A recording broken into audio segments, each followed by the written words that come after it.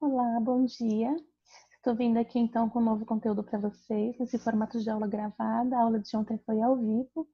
E dando continuidade à questão de defesa do organismo, a gente hoje vai trabalhar um outro assunto, que é relacionado com a defesa, que seria o sistema linfático, tá? Antes disso, vou fazer a correção de duas atividades com vocês. Vou compartilhar aqui a tela dessa atividade que foi passada na aula de ontem. Vamos lá. Atividade 2, ela diz assim: por que dizemos que o uso de vacina é preventivo e o soro é curativo? Gente, simplesmente porque a vacina ela tem esse potencial de fazer com que o nosso corpo crie anticorpos para que quando a gente tiver contato com a doença, o nosso corpo já tenha a defesa pronta. Então, ou seja, vai nos prevenir.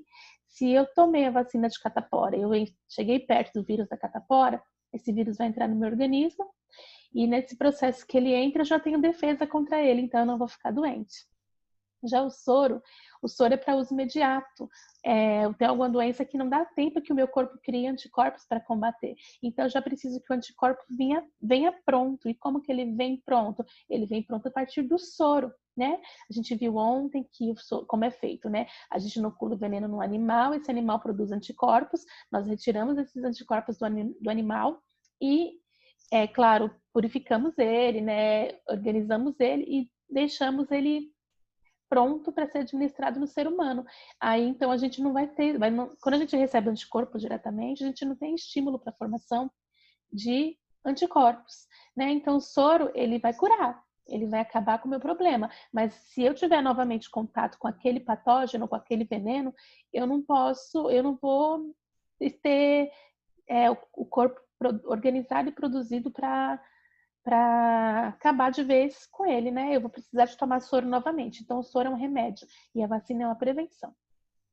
Logo abaixo tem uma pergunta que é meio polêmica no tempo que a gente está vivendo. Eu nunca pensei que a gente fosse chegar nesse momento, mas existem vários argumentos contra o uso de vacina.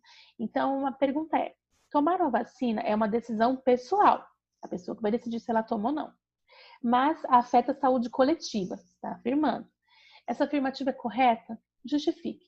Sim, gente, ela é correta. Porque uma pessoa que se recusa a tomar vacina, ela se torna um potente disseminador da doença. Como assim? Vamos pensar numa população em que as pessoas, grande parte é vacinada. E dessas pessoas que estão vacinadas, significa que elas não ficam doentes. Dentre as pessoas que são vacinadas, existem aquelas que não podem ser vacinadas por questão de saúde, porque são alérgicas à vacina. Isso também existe, tá? Principalmente quem é alérgico ao ovo, por exemplo, porque a vacina ela é incubada dentro de ovo também. Então, ou seja, quem é alérgico ao ovo não pode tomar todas as vacinas. Então, o que acontece? O fato de nós nos vacinarmos e aquela pessoa que é alérgica não se vacinar, traz proteção para aquela pessoa também. Por quê? Porque se eu não me vacino, eu posso ficar doente, então eu vou contaminar aquela pessoa. Além disso, é claro, os argumentos que são hoje usados contra a vacina, eles não têm fundamento. Tem gente que diz que a vacina causa autismo, ou que dá convulsão, ou que tem outros elementos que trazem problemas neurológicos. Isso não tem fundamento científico, tá?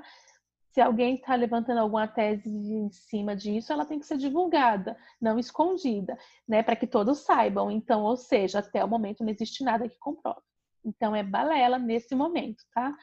Agora, vamos iniciar o conteúdo da aula de hoje. Opa, o que eu fiz aqui, pelo amor de Deus? Pronto. Vamos continuar aqui esse conteúdo. O sistema linfático, que é o que nos interessa no momento. Primeiramente, gente, junto com o nosso sangue ele é composto por água e por plasma, né? E às vezes não, parte desse líquido ele extravasa para fora dos vasos sanguíneos.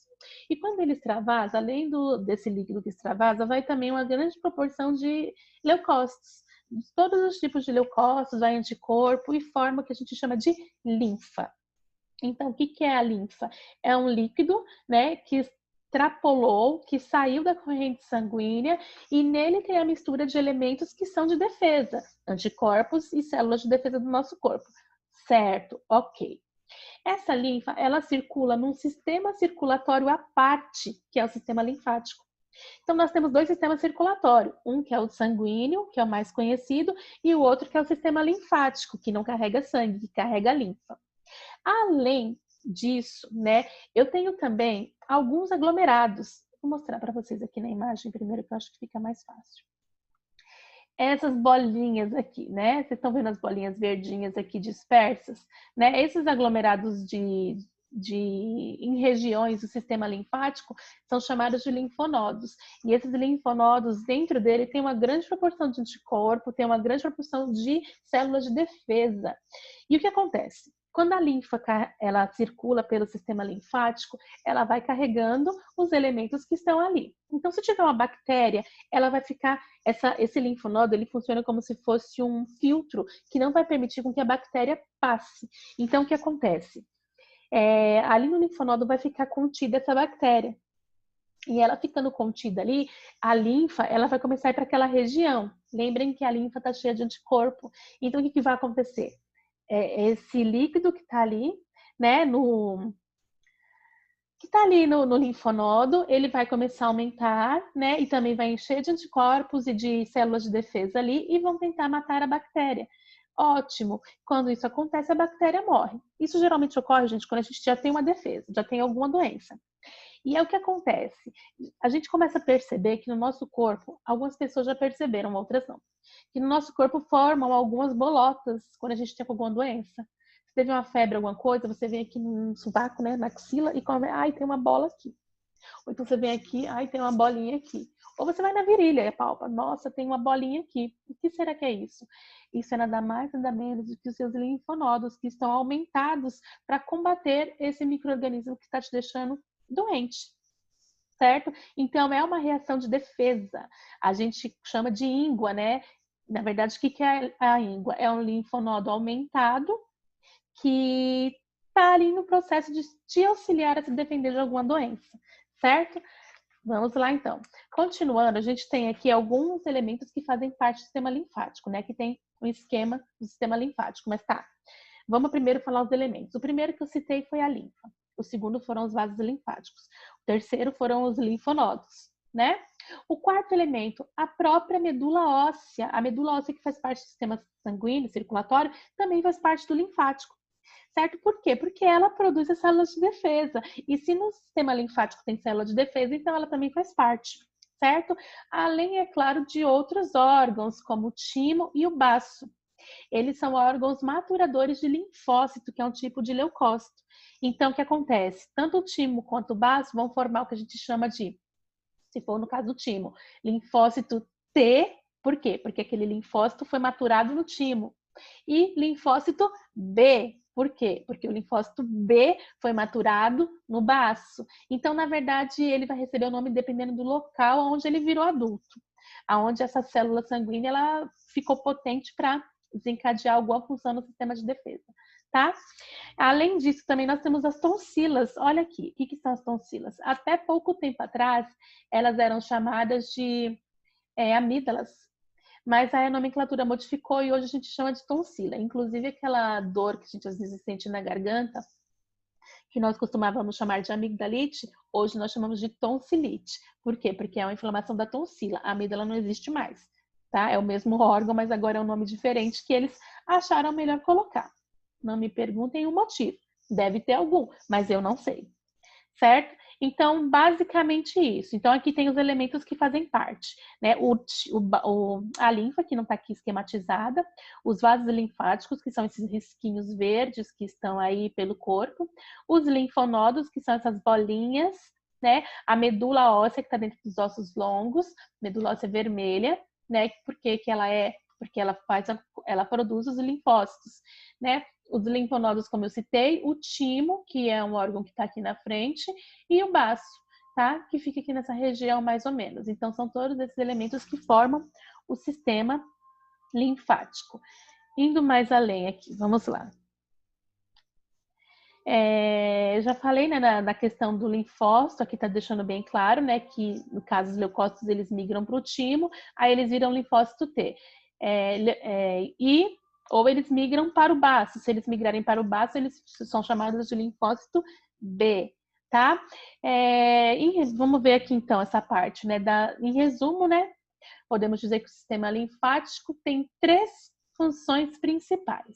Vamos ler as 3. Primeiro, drenar o excesso de linfa que sai dos capilares para os tecidos. Então, ou seja, o tecido não vai ficar acumulado de elemento que está saindo dos vasos sanguíneos. Ele vai ser capturado por uma rede de outros vasos que vão levar ele pelo corpo, né? A linfa, o sistema linfático, gente, é uma coisa importante.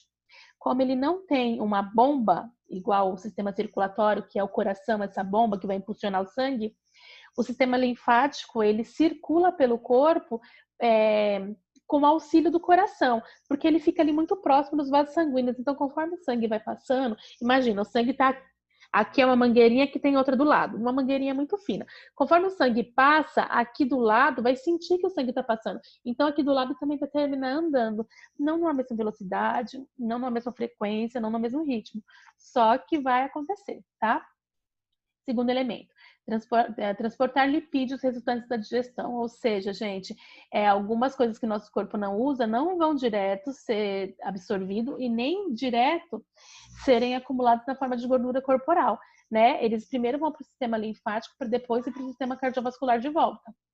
E aí, né, dependendo do tipo de gordura que vai ter os problemas cardiovasculares que a gente já conhece, como, por exemplo, infarto no miocárdio, né, até mesmo AVC, que é o derrame. E, por último, participar do processo de resposta do sistema imune, ou seja, ajudar o sistema imunológico a proteger o nosso organismo. O corpo humano é incrível, né, gente? Como pode? Nossa, Deus foi muito incrível para criar o que ele criou. Agora vamos para as atividades. Eu vou orientar vocês vão fazer lá no Classroom. Primeiro teste. Em regiões muito altas, como a cidade de La Paz, na Bolívia, o ar é rarefeito e há pouca oferta de oxigênio. Nessas regiões, o sangue das pessoas costuma ter um aumento na quantidade de... Vamos lá, gente, ó. A região é alta, significa que a pressão atmosférica é baixa. Quanto maior a altura, menor a pressão. Vocês já devem ter visto isso em geografia. Então, vamos lá. Se a pressão atmosférica é baixa, significa que o oxigênio ele não entra tão fácil dentro do corpo das pessoas. Mas as pessoas que moram lá já têm o corpo acostumado. Já tem o organismo em dia para a condição que elas sobrevivem, porque o nosso corpo se adapta também. Então, ou seja, nessas regiões, se eu viajar para lá e for morar lá, o que vai acontecer no meu sangue? O que vai aumentar? O plasma, as hemácias, as plaquetas, os leucócitos? Pensem aí e resolvam. Segundo, leia atentamente as afirmações a seguir. E depois a gente vai ver o que está correto, certo? Primeira, vacinas devem ser usadas no tratamento de doença. Em outras palavras, está dizendo aí que vacina é remédio. Segunda, vacinas estimulam o sistema imune a produzir células de memória. Opa, não sei, vamos ver aqui. Terceira, o soro deve ser utilizado em casos de urgência. Também não sei, vamos pensar aí. E por último, a quarta, o uso do soro estimula a produção de células de memória. Vocês vão agora julgar essas afirmativas e vão me dizer quais são verdadeiras, assinalando a alternativa correta, tá? Olha aqui, gente, é uma questão de Enem. É claro que foi adaptada, né, por conta do conteúdo. Desculpem, por conta do conteúdo que vocês estão vendo. Não é tão... não abrange tanto quanto o ensino médio. Então, vamos lá. O hemograma é um exame laboratorial que informa o número de hemácias, glóbulos brancos e plaquetas presentes no sangue. A tabela a seguir apresenta os valores médios considerados normais para indivíduos adultos. Os gráficos mostram os resultados do hemograma de 5 estudantes adultos.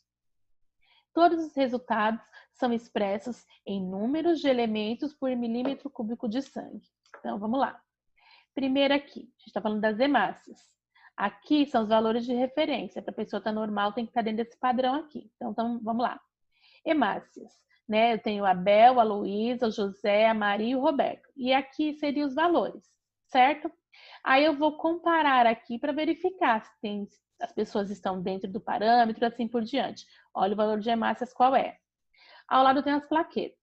certo? Eu tenho aqui os estudantes novamente, cada um com um valor aqui destacado com relação às plaquetas, né? E por fim aqui, referente aos glóbulos brancos, e aqui o valor dos glóbulos brancos e a mesma coisa, o valor do sangue de cada um. Agora vamos lá. Pergunta: qual estudante tem, respectivamente, deficiência no sistema de defesa do organismo, prejuízos no transporte de gases respiratórios e alteração no processo de coagulação? Justifique a resposta. Você vai me dizer a ordem. A ordem que está colocando aí qual é? Prejuízo do transporte de gases respiratórios. Qual deles tem esse prejuízo? Depois, não, primeiro, desculpa, defesa no organismo. Segundo é prejuízo nos gases respiratórios. E terceiro, problema na coagulação. Você vai colocar na ordem quais são esses indivíduos. E depois, na B, construa um mapa de conceitos sobre o sangue. Na B, não, perdão, na questão 2. Construa um mapa conceitual sobre o sangue e suas funções, em que constem os seguintes conceitos: plasma, elementos figurados, hemácias, leucócitos, plaquetas, oxigênio, água, proteínas, sais e excretas. Não se esqueça de colocar os conceitos em ordem hierárquica e ligá-los aos elementos adequados. Ou seja, você vai organizar os elementos do maior para o menor e vai fazer palavras que liguem, né? Você vai ter que usar todos esses conceitos que estão aí, mas ainda vão ter que colocar as palavras de ligação, tá? Continuando, os elementos de ligação e as funções dos elementos figurados não estão destacados. Você deverá adicioná-lo corretamente. É como se fosse assim, ó, ali está o sangue, certo? Sangue, aí também tem plaquetas, hemácias e leucócitos. Aí você pode falar sangue, aí plaquetas, hemácias, leucócitos. Aí, como elemento de ligação, você coloca sangue é formado por... Você está fazendo uma ligação, tá? Esse é formado por é o elemento de ligação que você vai estar usando, tá? Vamos parar de compartilhar essa tela aqui. Agora vocês vão lá para o Classroom, fazer essas atividades e não esquecer de me enviar, certo? Então vamos lá e até breve. Tchau!